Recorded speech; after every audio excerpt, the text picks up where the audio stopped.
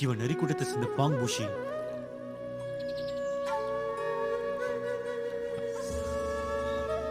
அப்ப அந்த பளிங்கு கவசத்தை திருடுனது இவனாதான் இருக்கும்.